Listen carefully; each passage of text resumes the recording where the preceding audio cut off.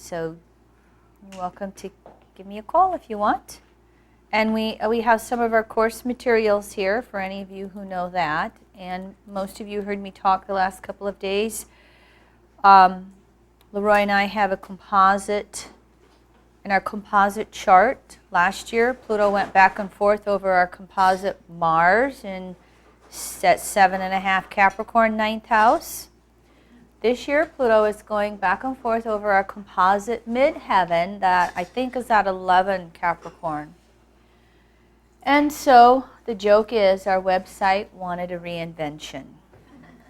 And it has reinvented itself, and we're pretty excited about it because this is the third website that we've done. And nowadays, everything there's so much that they've done with programming. And so we kind of like got this dream website going, and we're really excited about it. And we took all of our astrological materials and put them into a library that's now subscription-based.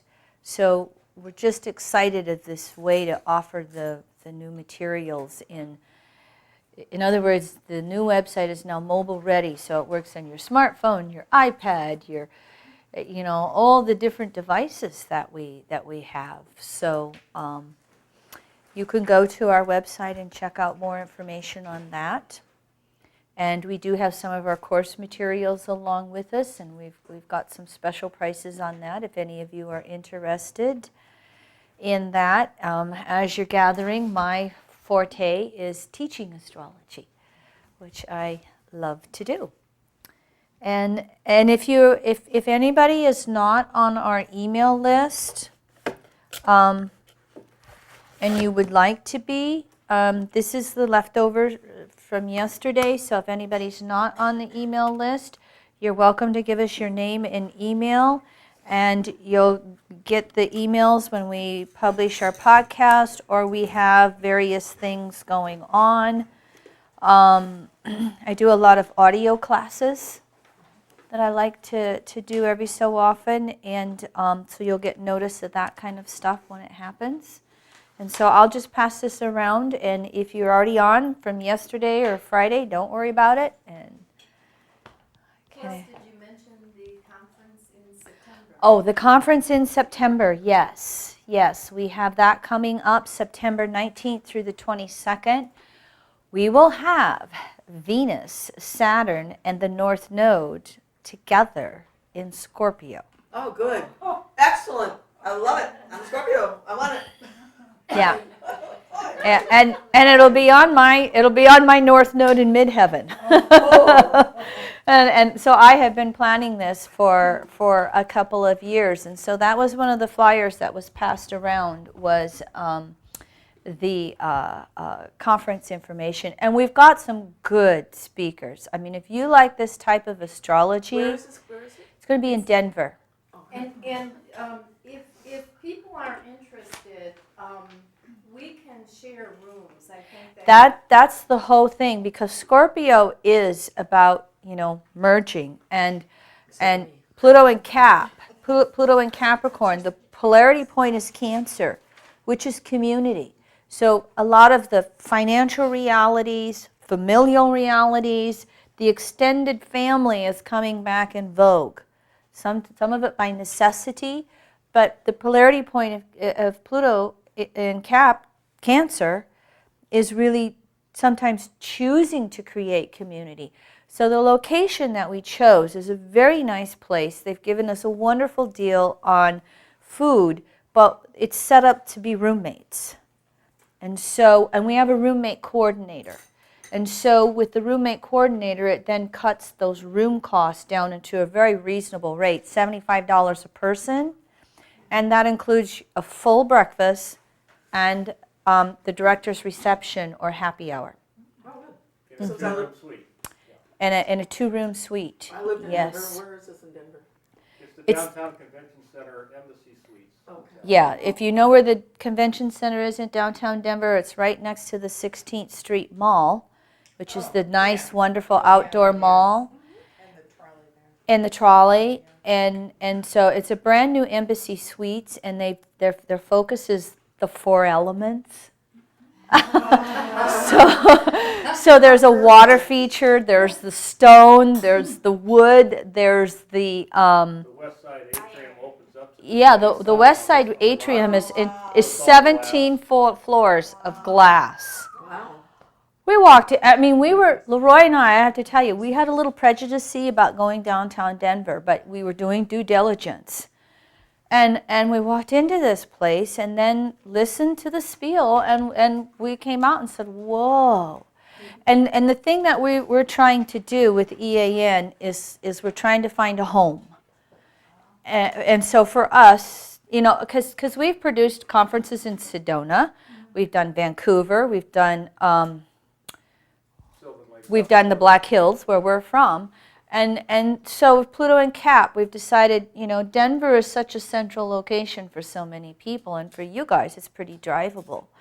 And so we're looking for a home, so that as we do events every 3rd year, you know, every 2-3 years, we're looking to do different events. And we're trying to find a place that people can become familiar with, and then, you know, we'll network and everybody will get to know it. But the speakers, any of you who knows Maurice Fernandez, Mark Jones, Laura Nalbandian, we're the 4 evolutionary astrologers, and I mean the other 3, they're just as good at EA as me. My Pluto Virgo's going, okay. But they're very dear friends, but they're very good teachers of EA as well. So, and then what the 4 of us are doing is our graduating students need a platform, because in your traditional or a lot of your regular astrology worlds, it's very hard to get, you know, to get out there into that speaking circuit. And so we want to become, you know, a voice for evolutionary astrologers to be heard. So many of the subjects are all on these core themes that we're kind of touching base on right now, with the Venus and Scorpio, Saturn, you know, everything that's going on. So thank you for allowing me to get my little tidbits in for you. Maurice was on the podcast? Yes. Yes. We have Maurice and Mark Jones both. We're on a recent podcast. You can go to that podcast page, free audio forecast page, I should say.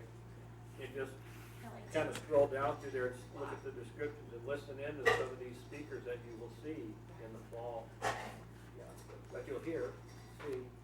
What are the dates for this again? September 19th through the 22nd.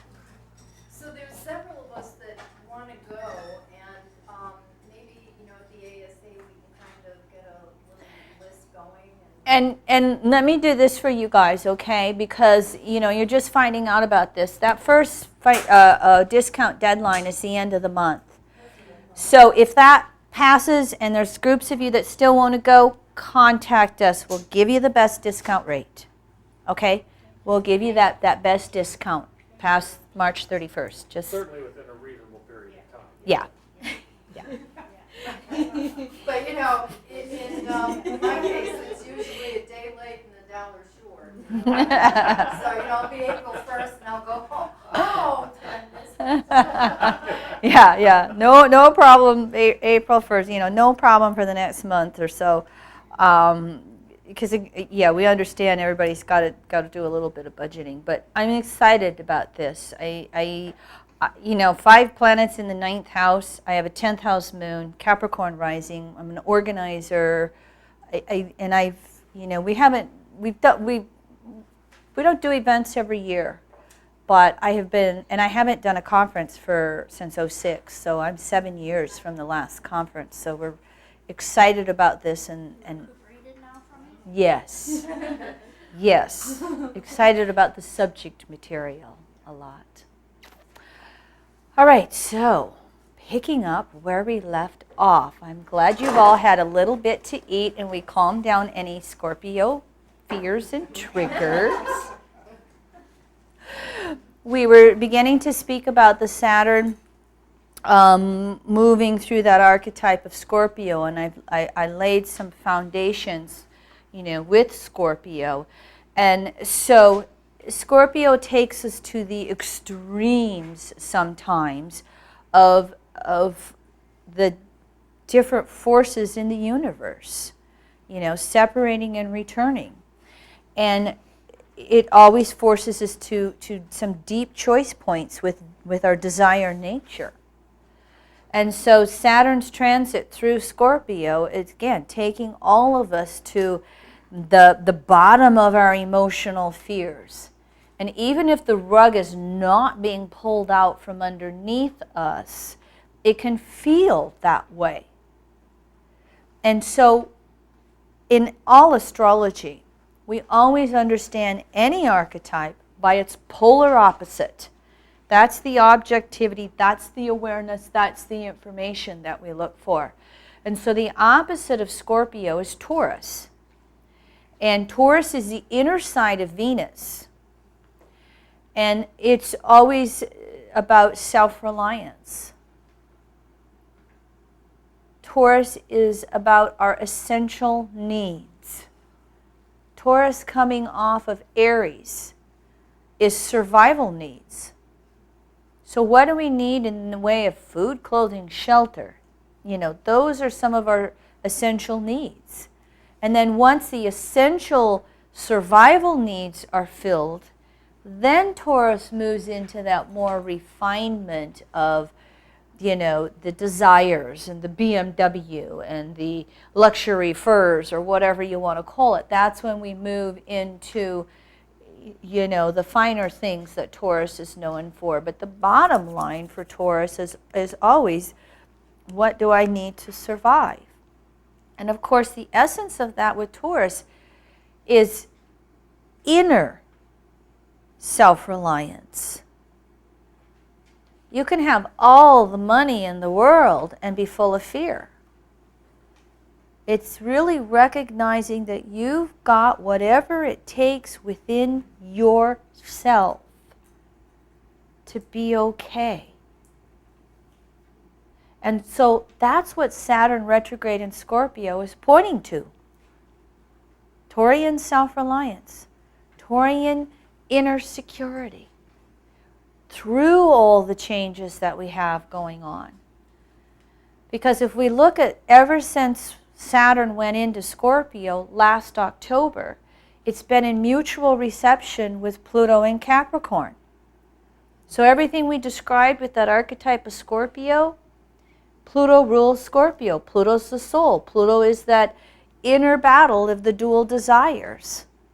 Pluto is how is the soul letting go of what no longer serves it and reaching for the next way home, the next returning desire. And again, we go through the exhausting desires to get there. I like to say, if we could pray ourselves perfect, Catholic priests wouldn't molest choir boys, and Tibetan monks wouldn't smoke cigarettes or eat sugar. Do they do that? I didn't even know they did that. Okay.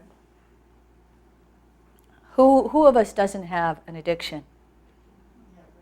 Addictions belong with Scorpio. And what's underneath that addiction is security needs. So all that Scorpio stuff is Pluto that we're talking about. And now Pluto's in Capricorn, which is who's depressed over their reality right now. You know? You're not alone. And so there's a real synergy that's going on with Saturn in Scorpio and Pluto in Capricorn. So Saturn and Pluto are kind of like a real bottom line energy for everybody. You know, and thank goodness for Uranus in Aries making Yay, the waxing Yay. square. Yes, Yay. because that's the grassroots, you know, uprisings that we're going to see. I got 2 planets in Aries. It's going to be a good thing for me too. Yeah, I mean, Uranus is going to make the 3rd waxing square to Pluto in May. It'll make the 4th one in November, and then there will be 3 more. There's 7 of those Uranus-Pluto waxing squares that'll really help us break free. 1st quarter squares, moving forward. But first of all, Saturn and Pluto are just going to tear down whatever's not working. And that's why in our conference, one of our themes is real money. I am just a real, I mean, it's my passion, Scorpio right now, to educate people to how our financial systems work and the grassroots choices of empowering the masses, or the 99% that's coming out. Again, a whole nother subject that stay tuned from our emails, or come to the conference, because I'm bringing in Robert Gover as our special guest, and he's the one who wrote Time and Money. If any of you are ESAR members, you'll see him in the newsletters. Fantastic stuff that's coming through Pluto and Capricorn, but you're not going to hear about it in the mainstream news, because this Saturn-Pluto mutual reception, they're clinging to the dinosaur systems. And there's so much, there is hope through all of this, and that's what we also have to recognize with the Saturn-Pluto mutual reception. Again, the involution's necessary to get us to go, this doesn't work, to then go, what does? And that's when Uranus brings in those lightning bolts that get us going in those directions. So if I go through a whole big spiel on Pluto and Capricorn, I'd repeat everything I said with Saturn and Scorpio. All right? All of our souls are facing the essence of choices between what's real and what's not. And what are the limitations within our reality? And then what does that bring us for choice points of really moving forward, creating it differently out there in the world. But before we can create it out there, we've got to come in here and find that next level of inner strength. In health and wellness astrology, especially with the chakra system, there's three rulers of the root chakra, which is the survival chakra. The outer layer is Saturnian. It wants to keep everything contained. Or in our modern world, because of our distortions with sexuality, it wants to keep that root chakra of survival, and then the first and second chakra are so close together, it just wants to keep a lot of that stuff all suppressed. Again, 2,000 years of religious conditioning. Thou shalt not have sex unless you're making a baby. Yeah.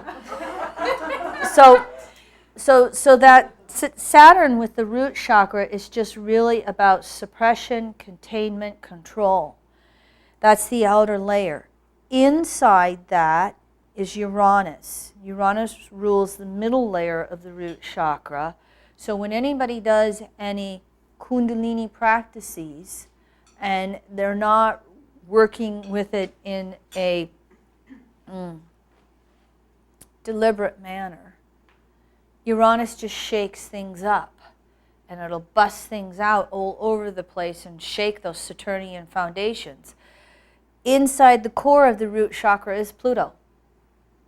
So think about this. Saturn-Pluto mutual reception, Uranus waxing squares to Pluto, and all three rule the root chakra. Who doesn't feel like their foundations are shifting underneath them? But it doesn't mean because the foundations are falling apart.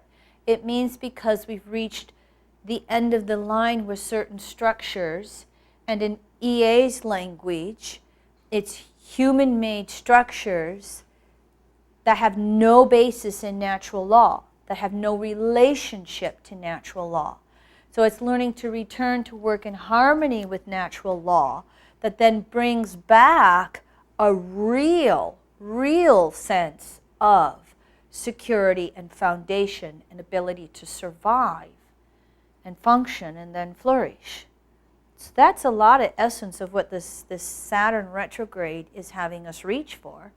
And then when Pluto goes retrograde in April for 5 months, then that will have us reaching, for the Cancer polarity, which is the emotional security.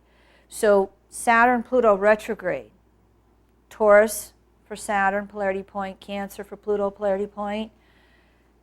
Inner self-reliance, inner emotional self-reliance, Taurus, Cancer.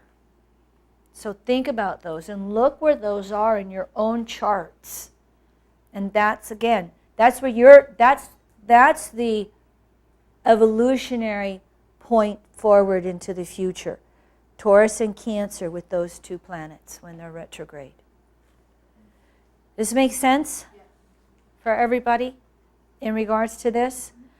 Did you say that the Talking stick.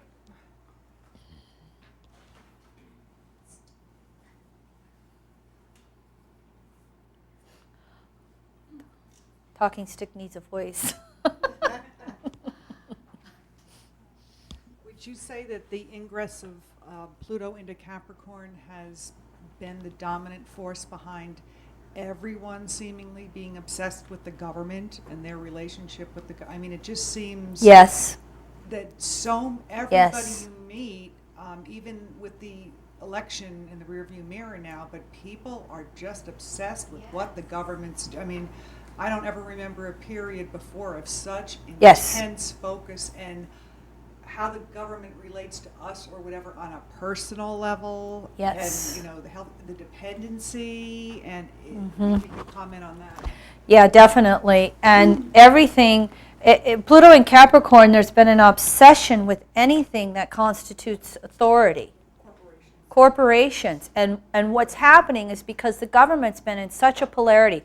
Remember we had the 5 Saturn-Uranus oppositions in 2008, 2009, and the first one was the election of Obama. That was the first of the 5 oppositions. We've been carrying forward with that. It's trying to back off, but this Pluto in Capricorn, to me it represents this choice point between human-made conditionings and natural law. And because look at that, and everything is so polarized, just so polarized. We'll move off of it, and we'll eventually have to come around. But it may take a few more natural disasters or human-made disasters to be able to do it. Look at the shift that's happening in regards to climate change. We may have some Republicans still in denial of it, but look at what's been going on with the weather. Mother Nature will have the last word. No doubt about it. I mean, I'm an old farm girl. I thought everybody knew that. But yes, it is. And the other thing of it is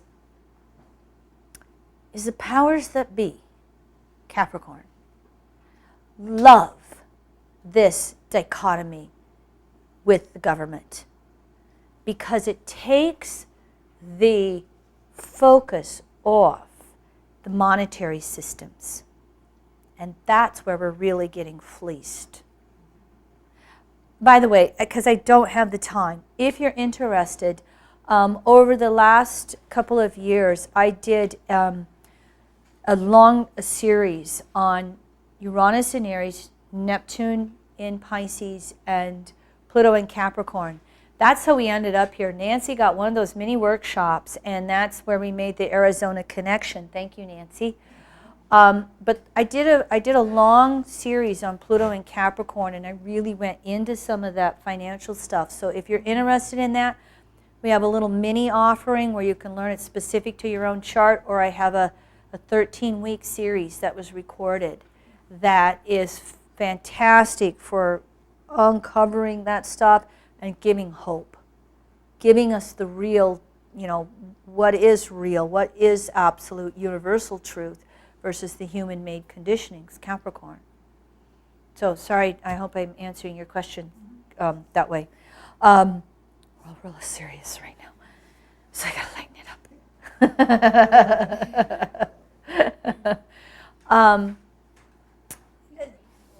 Yeah, we can handle it. I want to touch on the nodal axis in Scorpio Taurus because that's in with the Saturnian energy, okay? So in evolutionary astrology, Pluto's the soul, and the nodes of the moon. Any soul incarnation develops an ego, develops a personality to know itself on a more conscious level. And so in EA, we'll look at that south node as the ego that the soul has developed in past lives, and that's where we will also gravitate to on a very deep emotional basis for security. So the south node in natal Pluto is the soul and its ego, where it's coming from, each of us. The north node, As a conglomerate? yes, Representation? yes, together as a group. And if you want to take it a little further, natal Pluto by sign and house, south node by its sign and house. And if you want more details, you can add in the ruler of the south node by its position. And you could add in the ruler of the south node by sign, and you can add in the ruler of the south node by house. You could add both of those on to get a lot more detail of where the soul's coming from. It's that polarity point. The polarity point of Pluto is where the soul's intending to evolve. And the north node is the ego that the soul is striving to evolve on its evolutionary path this time around. And so those transiting nodes, the mean motion of the nodes is retrograde, clockwise or reversing through the zodiac.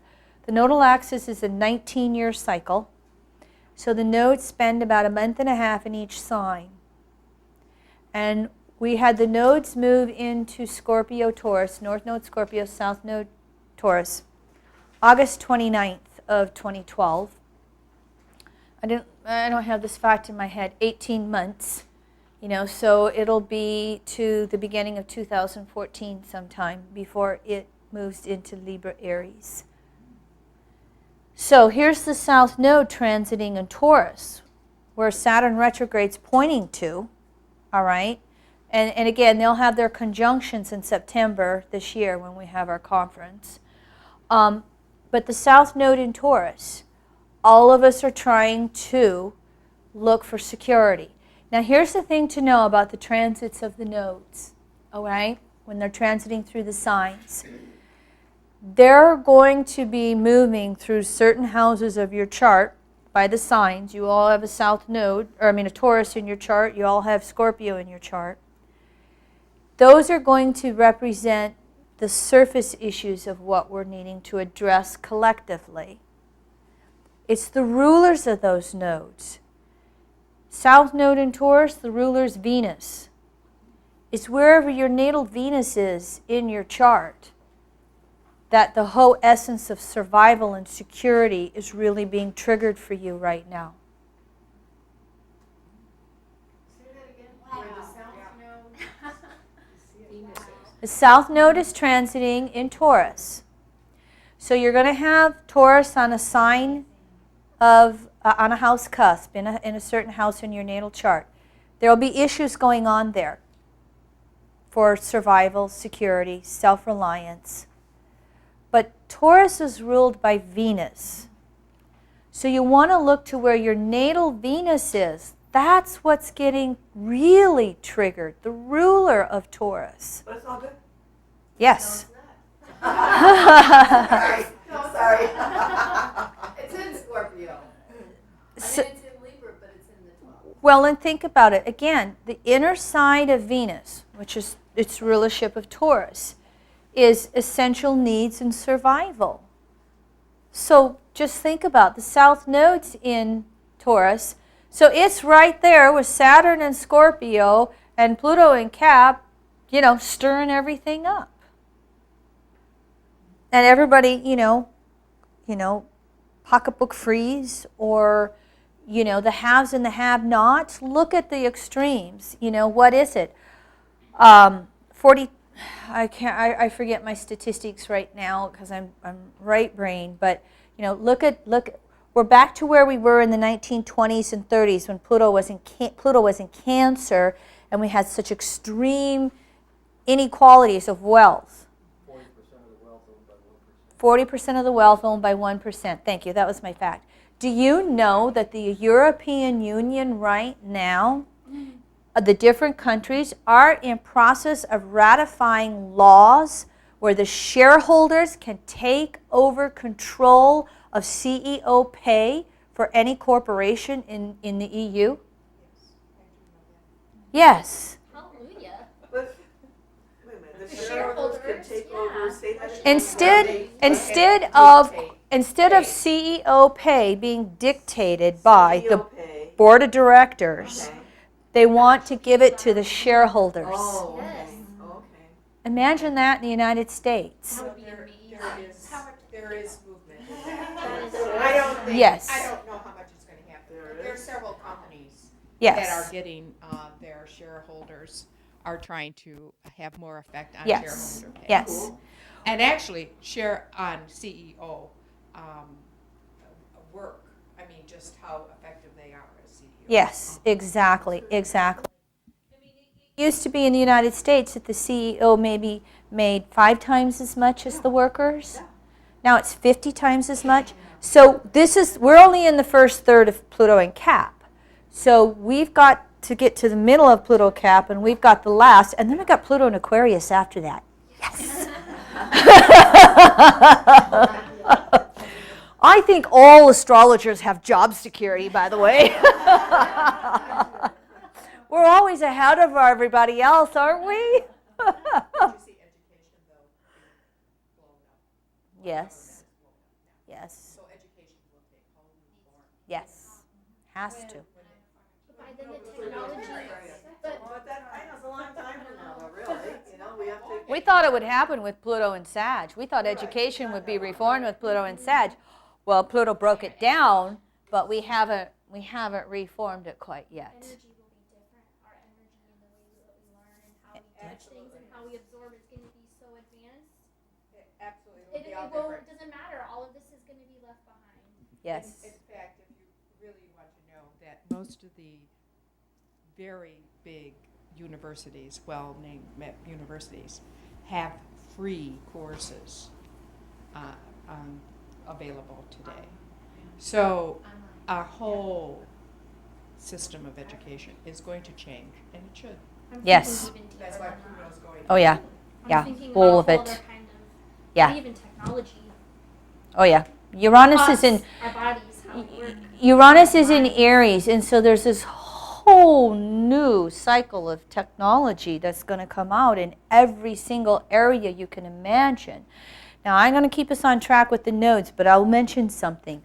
I remember I told you I had that karmic boyfriend who introduced me to my other job just long enough and then disappeared. Believe it or not, I've done this job for 13 years. And I work for a modern-day Einstein who can take a photograph, put it on computerized trays, and generate healing frequencies, 500,000 of them, that are beamed into your photograph 24 hours a day, 7 days a week. I have been on this program for 13 years. I don't get colds.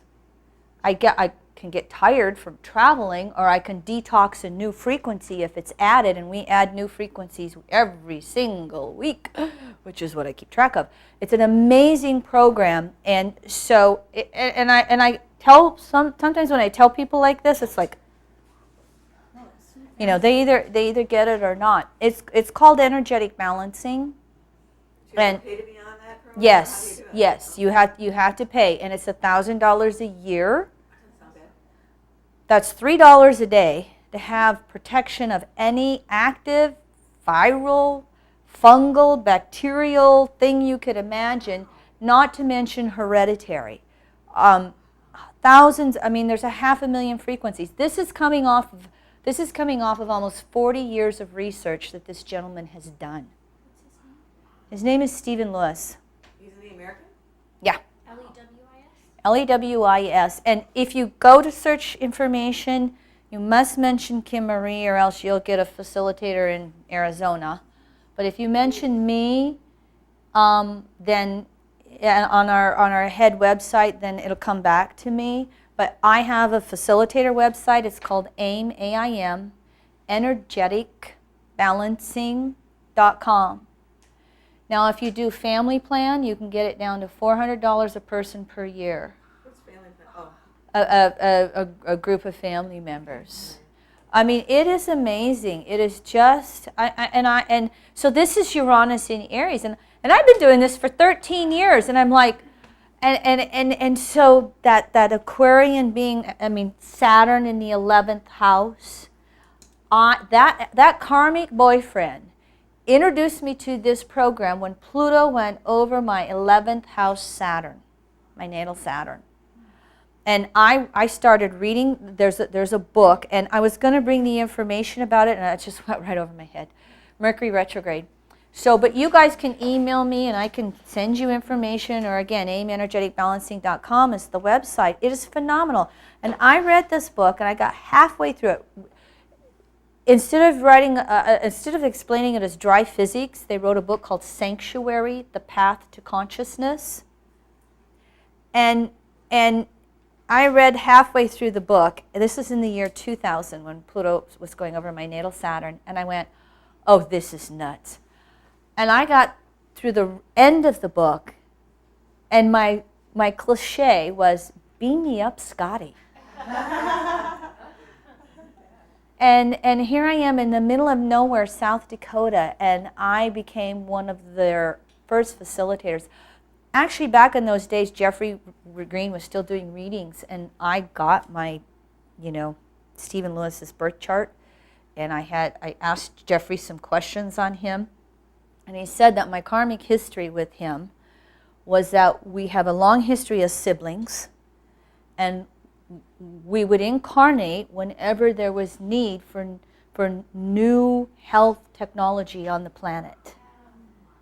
And he said that we were together in some lifetime in Italy when the Black Plague came along, and we were the two that figured out it was spread by rats, and we quarantined the city and kept the rats out, and kept yeah, just a little tidbit, and I don't mean to sidetrack, but it's a phenomenal program. And she just triggered me when she said, Uranus in Aries, and we don't even know all the stuff that's coming out there, and so many things that are just going to bust out for the masses. That I'm not worried about Pluto and Capricorn. They can try as much as they want because Aquarius follows. Quantum mechanics and that whole structure. Yes. Look what's happening right now. Yes. And where I see this technology going is by the time I come back around the next time, I'm going to have the little Star Trek thing where the little machine goes, and everything just kind of instantly heals and works with that.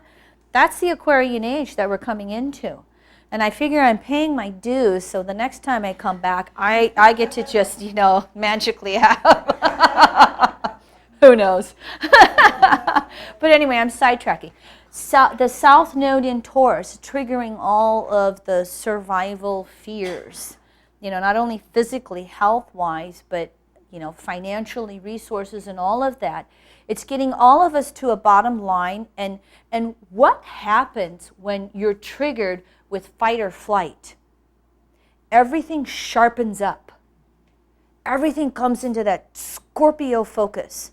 So there's that North Node of Scorpio, getting all of us to go, oh, I see that lie. Oh, I see through that game. All of us are finding our own emotional bodies, nodes, nodal axis. Our emotional bodies, we might get jarred into our fears, but boy, we line up.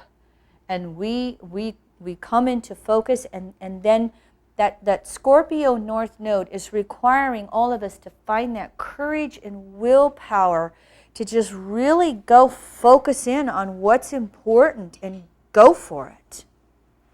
And so, to me, the emotional bodies right now are just really being fine-tuned into prioritizing what's important and letting go of whatever's fluff.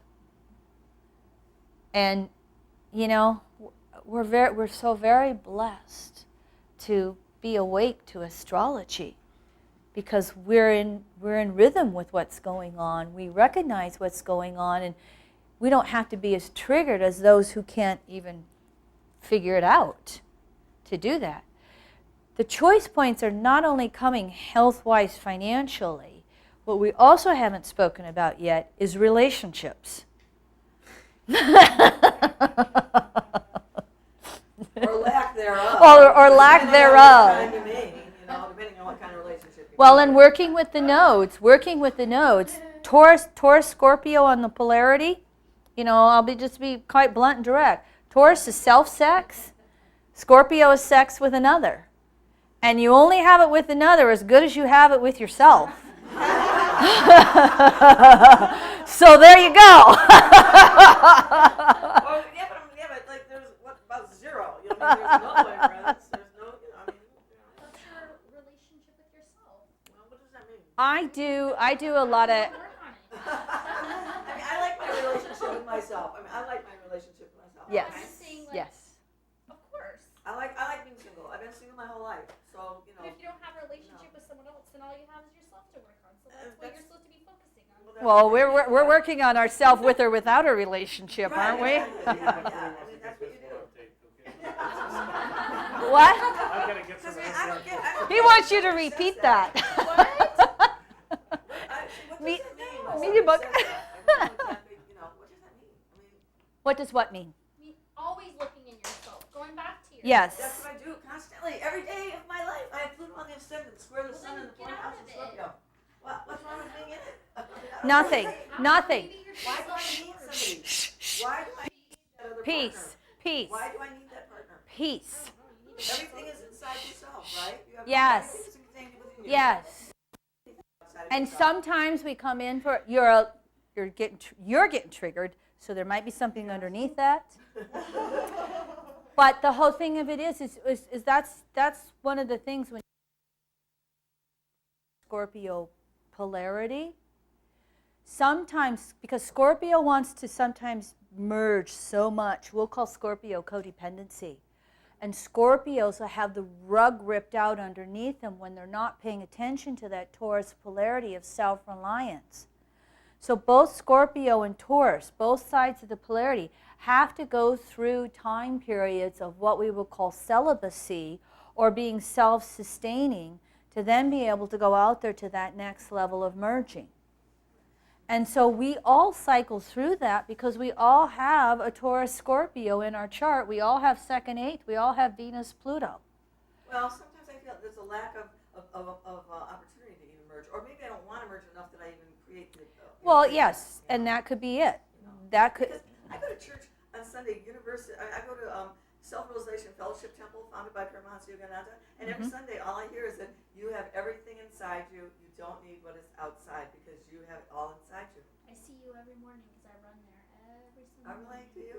I live around the corner. So I mean, you don't have to have a partner. Life does not say that you must have a partner. If you did not have to have a partner, we wouldn't have two genders. I don't need to reproduce. I don't need to have children. It's I not don't about need reproducing. It's not always about the reproduction part of it. It is that, first of all, we have two genders because it creates an acceleration of the immune system physically. But we have the two genders, or we are in relationship to others because we need the reflection back to ourselves to know ourselves. So EA is steeped in the history of Eastern yogi, and especially Yogananda. Yes. However, in that separating, returning desires, guess what the last separating desire we exhaust is? The last separating desire to exhaust.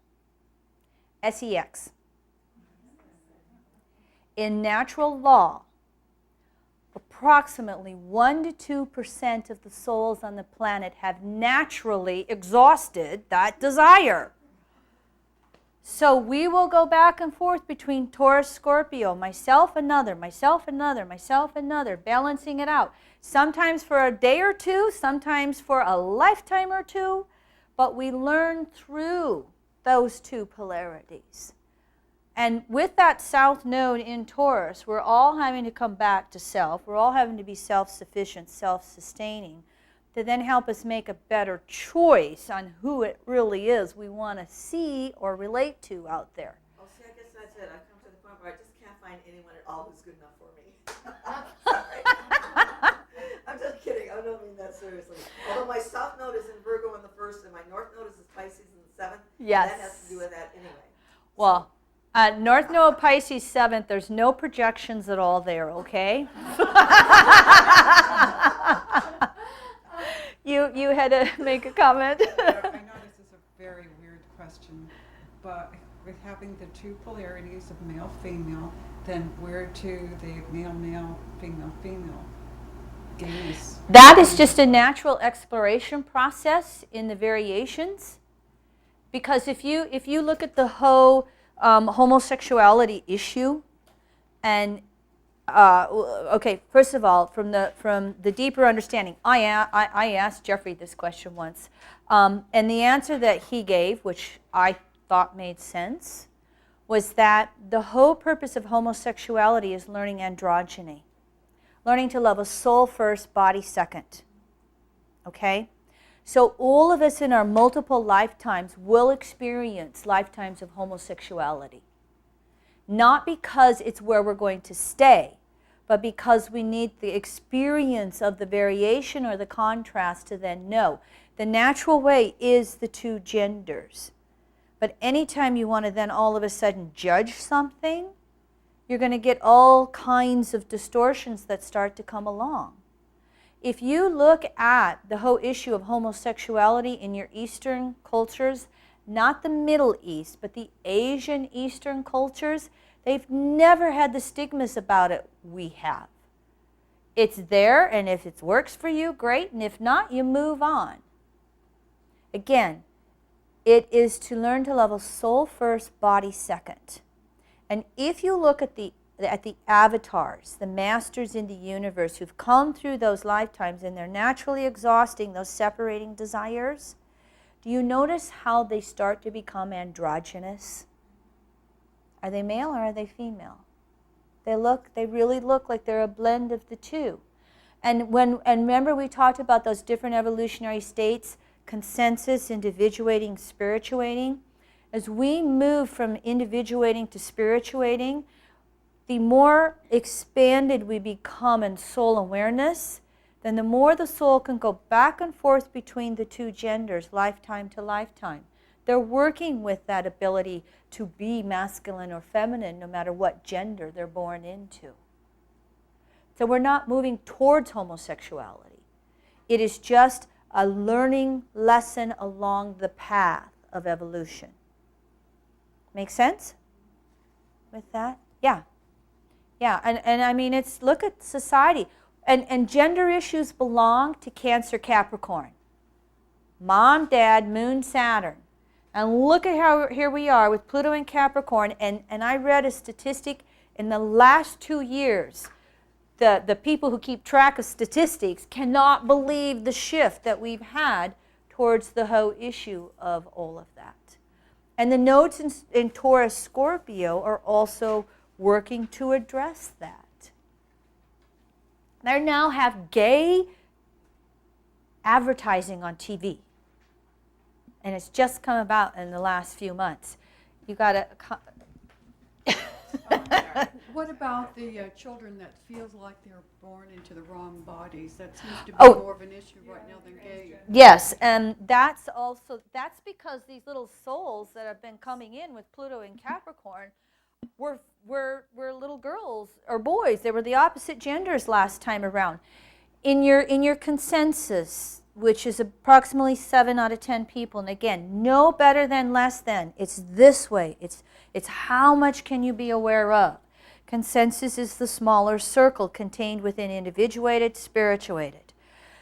Consensus souls have a tendency to then, because the awareness is less, they have a tendency to incarnate in the same gender lifetime after lifetime after lifetime till they wear out the lessons of that gender. And then they are almost karmically forced to switch over. And if they've come through 10 lifetimes as a male and now they're female, they'll come in looking like a guy because there's the karmic history, and they'll have all the confusion. Yep. And it's just like the EA story is, it's like buying a pair of shoes or a pair of blue jeans That first time you put them on, they're stiff, they're uncomfortable, they don't feel good, and as you wash and wear and get, pretty soon they're thread-borne blue jeans, but they really feel good, and they get so thread-borne you got to throw them away and buy a new pair. That's the gender stuff with lesser evolved souls. And if they're in that consensus awareness and they've done this switch, the confusion internal is so strong. And if we could really, the bottom line is we've taken reincarnation out of the discussion. And if we had that in there and we recognized that, we'd have our schools lined up, Mercury retrograde, gender switching this issue, that issue, and we'd facilitate rather than suppress. Capricorn. Taurus, Scorpio, Cancer, Capricorn. Yeah, the subject matter. Another one? Go ahead. I gotta.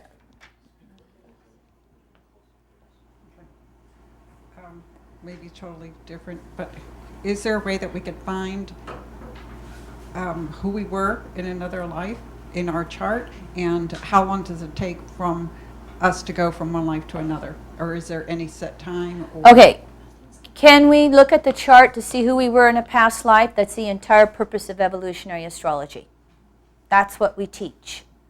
So, and again, by the time you're sitting in this classroom, you're probably not hundreds of lifetimes. You probably got 1,000 or a couple thousand. If we knew how many lifetimes we lived, we'd be depressed. That's why. I heard that when you were already young, you've been growing your whole life knowing that you've already lived 1,000 lives or more. Yes, exactly. But that's the whole purpose of the evolutionary astrology method. There's your clues. And then the deep memory processing that I was talking about, Roger Wolger's work, we take that chart and when we do the past life regression work, that chart is the Reader's Digest version to help us know where you're going, to then help us know what you've got to work on to heal from any past life traumas, to then bring those fractured parts of your souls that are stuck various places, various lifetimes, bring it back and do the soul retrieval work. The marriage of evolutionary astrology and deep memory processing is phenomenal. That's the work of Jeffrey Green brought in EA. I worked to teach it. Roger Wolger brought in deep memory processing. Patricia, he just transitioned. Patricia teaches that, and Pat and I work together. If any of you want to talk to us about coming back with the blend of the two, we do weekend workshops. It's phenomenal stuff. Pardon? Is she in Oregon, Patricia? No, Patricia and I have been doing trainings in Oregon. Okay. She's in Florida. And the other question, there was a second question. How do we know it from the chart? The past lives? Yes, that was a good question. The lesser evolved the soul is, the faster it can pop back in. The more evolved or expanded in consciousness the soul comes, the longer in between lifetimes, because the soul wants the planetary alignments to be in a particular place to make the most of doing the lessons. Variations. If you have a traumatic leaving, you can come right back in. I was born in 57. As with many of us, Pluto in Leos and some Pluto in Virgos, my last life I left in the gas chamber in Germany. There was a whole group of us souls who came through thinking that if we, to think that we could make that an example, that the masses would get it. Yes? Pardon? They did at some levels, but if you look at human history, it's pretty repetitive because we forget pretty fast.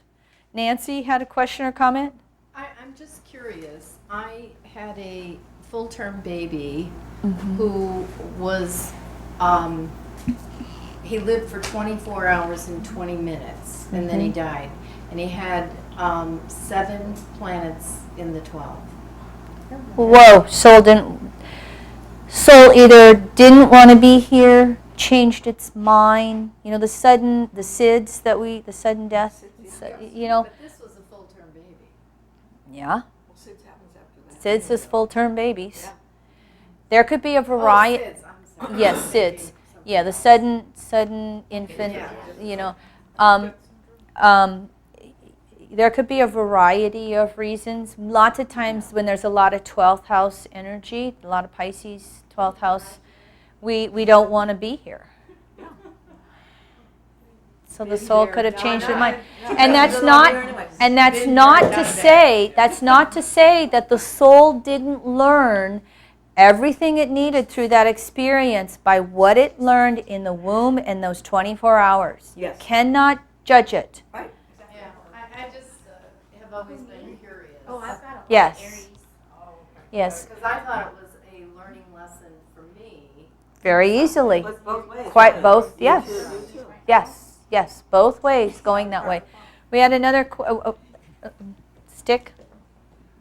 While we're on the subject of Scorpio, I wonder if you could comment on the amount, percentage-wise, of teens either attempting or actually committing suicide, and the fact that I'm not 100% sure of this percentage, but I think as far as the Afghanistan Desert Storm, I think more of them committed suicide Yes. than actually died on the battlefield. Yes, two And questions. We hear so much about that. Yes. I'd like a comment on that, and then also. Hold that, Okay. right, hold that one at a time. You already got two. I got to answer them one at a time or I'll forget. A lot of the teenage suicide going on is the Pluto and Scorpio generation. The separating, returning desires is the battle between life and death. And so there's lots of variations. Scorpio will take it to the extreme to see what it can learn. And so some of these teens are doing that. A lot of these teens, a lot of the Pluto and Scorpios have Neptune in Capricorn. They see no hope. You know, listen, look at how we're saying the young ones won't have it as good as us. They're buying into that. They're feeling that. And they can be coming in with karma of feeling powerless, Pluto, Scorpio.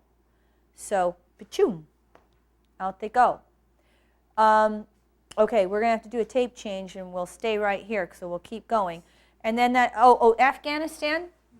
Yes, there are more committing suicide now than are killed in the war.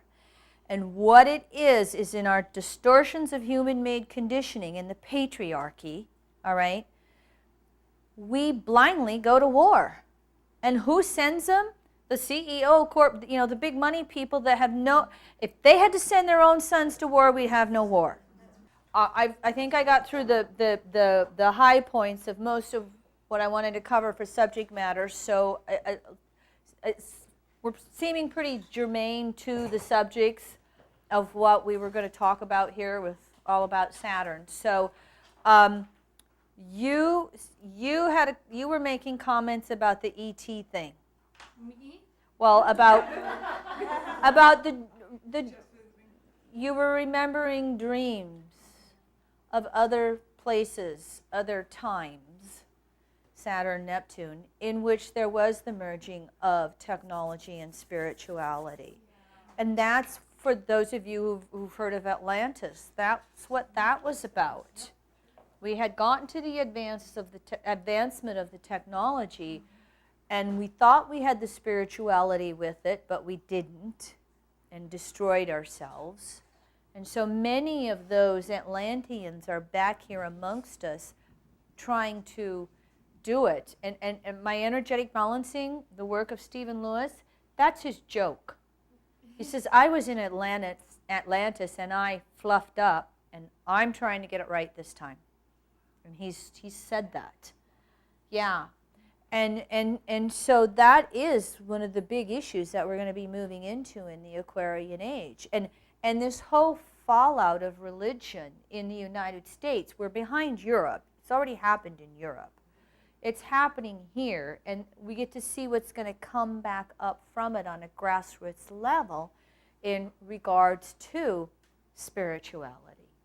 I mean, that's also a very strong dichotomy here in the United States. In my little old conservative town on the northern plains of 70,000, the Freedom from Religion group has been sending letters to our city fathers telling them they cannot pray before meetings.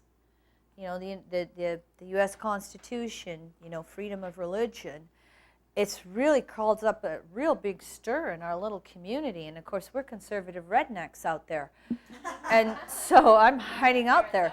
And you know, and so I see the whole larger picture. And the whole thing of it is the prayer before meetings is Christian prayer.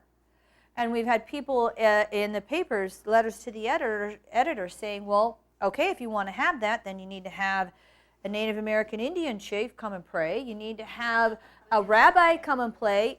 You need to have a Buddhist pray. If we're going to do that, then let's have all of them, everyone, not just one religion, which was the whole thing behind the whole U.S. Constitution.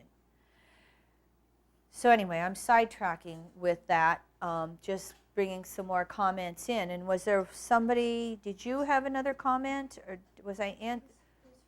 She had a question. You had another question? You had another question. Didn't You had a third question? Oh, wait a minute. No, you answered mine too, but I just said that you have a quick comment about natal chart Oh, yes. with Pluto conjunct the South. A question of the natal chart with Pluto conjunct the South Node. Those are the variations to our planetary method of chart interpretation with EA. When Pluto's conjunct the South Node, there is something that the soul has to go back and redo in this lifetime. And it will take, typically, it'll take until the second Saturn return to really get to the evolutionary intent, which is the Pluto polarity point that's conjunct the North Node. Mitigating factors in the chart will be various aspects, especially with the outer planets, that will allow you to do it faster. If you have Pluto conjunct the North Node, the other variation is there's no polarity point. The soul is coming from that Pluto house, and they're meant to continue learning the lessons in that Pluto house, Pluto conjunct North Node. Do you use an orb for that, or So they're familiarized with it. We use an orb of 10 degrees on either side of Pluto, so a 20-degree orb. Again, cycle of phases and aspects. Everything is in process. Something came before, something's coming next. Pluto square the nodes, skip steps within the soul. It bounces back and forth between those two nodes. Pluto square the nodes is a very strong dynamic of everything within the soul being such a deep, deep life choice. You know, everything is a choice of life and death. Pluto square the nodes can be a soul patterning where everything literally was. The smallest choice meant life or death. And it would do it wrong, you know, make the wrong choice once or twice, and boom, you're gone. You know, well, we've all come through those types of karmas. But those are variations to that planetary method of chart interpretation, or I shorten it up to the Pluto formula with that. Other questions? I want to ask one. It's personal, and I haven't asked anything personal, so I want to. I want to bring it to me. Okay, so I have a T-square. Yes? Saturn is hitting my Uranus Mm-hmm. in the 3rd house. Mm-hmm. Okay, my Venus is in Taurus in the 9th house, Mm-hmm. and my Saturn is in the 12th house in Leo. So you have a Venus Aquarius opposition? I have a. Venus? What's the apex of your T-square? Oh yeah, it is Aquarius. It's The gonna be T- the apex. I said Aquarius. The T-square is Venus Uranus with Saturn making the T. Yes, yes. The Saturn is the squaring, and the opposition is between the Venus and the Uranus. Okay, to go into really detail, we would get the phasal part of each of those relationships, but generically, Venus Uranus oppositions is you're trying to individualize your own essential needs. And Saturn making a T-square, that's lifetimes of being conditioned into being told what you need. And again, Venus Uranus going back and forth is going, what do I need? And Uranus is squaring And- Saturn. And yes, exactly. And Uranus is making a first quarter or last quarter square. It's in the third. And Saturn was in the 12th, right? Yeah, Saturn I i- was going through it today. Yeah. So my Uranus is in between a sextile and quintile in the second phase. Yeah, got it. Saturn's the last quarter square to Uranus. Yeah. And that's just going to reiterate, you cannot do it the way everybody else tells you to do it anymore. Good. Good. Good. I will tell you to go away. And you are, Hide. and you got Uranus in Scorpio, right? Yeah. Okay. You come from lifetimes of codependency. And now you're like the opposite of it. It pushes your triggers. Codependency pushes your triggers. My nodal system is Aries, Libra, and my south node Libra? is Aries. Aries. Conjunct Uranus right now. Gotcha. Okay, and it's intercepted in the 1st and 7th house. Do you have any planets square the nodes? No, I don't. Okay. But my Pluto is conjuncting my north node. Mm-hmm. But Libra is in my 1st house and Aries is in my 7th house. There you go. There you go. There's still the codependency. It's the flip-flop. It's the flip-flop. And the reason why you have that push-pull with relationships, okay, is because you've not gotten clear on what your needs are. Oh, I know now. Yeah. No, really, But I'm talking past lives. That Yes. Venus Uranus opposition is excitement would come along and you'd make the shifts or the adjustments to Well, it's in the ninth go in that house. direction. So it's like Yes. these spiritual ideas and who But kind of person. know this about the 9th house and Sag. When it's not standing in its truth, it compromises. And so Pluto. yes, so that Venus, 9th house Venus, there's been those compromises on what you really need. And that's why the relationships wouldn't last. And so there's that need to be clear on what your needs and desires are. And then honoring that and not compromising on it when Mr. Handsome comes along. Yeah, well, I've been being bombarded by karmic people like you can't believe it. Well, And my T-square. Saturn in Scorpio, going over that Uranus, opposing that Venus. You're working through the karma clearings. I know. I'm sick of it. I'm tired. Go away. I want to hide. I'm like her. I'm like, get up. I don't have to move this. Get away from me.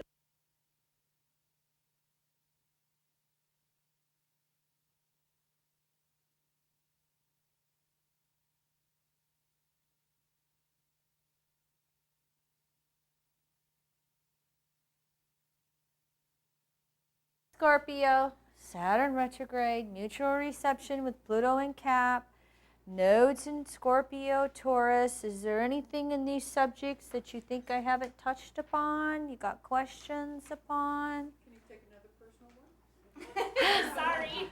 She's like, One more, otherwise, one more, and then, because it's good example, because I haven't done any examples. Okay, But- transiting Pluto's on my Venus, Yes. and of course that's sextiling, transiting Saturn, and the nodes are sextiling and trining my moon. Okay, you're giving me too much. Yeah, let me just look at the chart here, and address your chart in relation. Okay. Oh, another 12th house Pluto. But she has the south node in the 6th, and the south node is It is just past, it's a little over 10 degrees. That north node that goes clockwise is moving towards her Pluto. So you're just moving into a Pluto north node conjunction. You may need to consider that you're coming from Piscean energy and needing to learn that Piscean energy. But she's got a ton of planets in Aquarius, Leo. Leo in the 12th, Pisces, or Aquarius in the 6th. So hold on a second here, because let me see where that Saturn is. You had said Pluto's going over the moon? Venus. Over Pluto's in the fifth, transiting Venus. the fifth. Oh, Venus is in Capricorn 5th, and Pluto's opposing it, and then it's going to oppose Mercury. Oh, Pluto's conjunct in the 5th. In the 5th. You know, here's the thing that's so classic about Venus and Capricorn. They learn very early on in the parental environment that your needs don't count. And Pluto in the 5th. So it's quite possible you came through a parental environment that was really about you're non-existent, you don't count. 12th house Plutos are non-existent. Sometimes they don't want to be here, but then they're like, okay, I'm here. Does anybody see me? No. And that Venus cap in the 5th house was, again, conditioning you took on very early on as a child. However, transiting Pluto over that Venus, you're coming out of your shell whether you want to or not. What does Venus rule? What's her target? Venus is in Cap and ruling the, hold on a second here, it rules, Venus rules the 9th house with Taurus, and it rules the 2nd house with Libra. Whew, standing in your truth and breaking free. Are you married? Okay, in relationship? Been in one? Well, I've been married and divorced and had children. And So you're either going to have somebody come along and possibly surprise you, That would be a surprise. that would be a surprise. Would it be your or ex-husband? well, the other thing is the 5th house creativity. So it's just busting out, breaking free, doing all the things you wanted to do as a child that you couldn't do. So if you had the childhood desire to play piano, it's taking piano lessons. Or any childhood desires that you suppressed. Pluto's giving you permission and freedom and saying, if you don't make the conscious choice to do it, we'll create the environment for you to do it. You have no choice with that. It is. It's about really coming out and deciding how you're going to play. How old are you? 70, Are you retired? semi-retired. It may be, that could be the other thing. It could be retirement, and it could also be starting the business you always wanting to start. And so it's time. Go for it. Wow. She and I, we have something in common then, really. Mm-hmm. Like I- you know, like and liver chart. Something you mentioned about my childhood, I can remember being a child and thinking, you know, I had to come back and how awful it was to have to come back and be a child again, you know. 12th house Pluto. Couldn't wait to be an adult. And I thought, oh, I've got to, and I'll have to come back and do this one more time. Oh. And I knew nothing about reincarnation, but I remember having that thought. She's a So they Capricorn feel sun. invisible, or they don't want to be here with Pluto in the Both. Yeah. Both. Can be both, can be either or. And she's got Sun, Venus, Mercury, and Capricorn, all three of them in the 5th.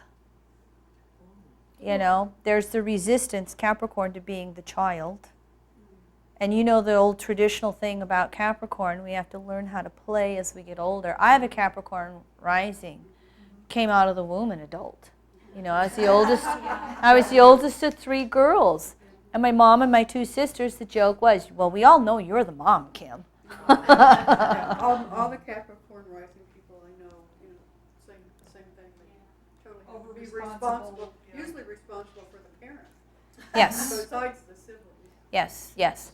But, I mean, it's really cutting yourself loose on creativity. Everything that you wanted to do that you couldn't do or you were afraid to do, and especially at this timing of your life, you know, do you have a plan for retirement? I can get by on Social Security, I don't have any. Do you have a But I plan? do still work, I'm a real estate agent, so I. Okay, that's not too bad because you can choose when you want to play in regards to that. I would just say that you have to have a game plan for play. Yeah, As- I've been all work all my life and no play. And you've got to I get like that. to play, but I'm kind of decrepit. Did you say about Capricorns? As Capricorns get young as they age? Yes. Get more youthful as Yes. they get older? If you do not make the choice to play, the universe will force it upon you. That's a tough, Oh, that's that's a tough thing. really That's bad. so nice. Sounds good. I am ready to play. Good. All right, any final questions in regards to the class materials? Thank you. Thank all of you.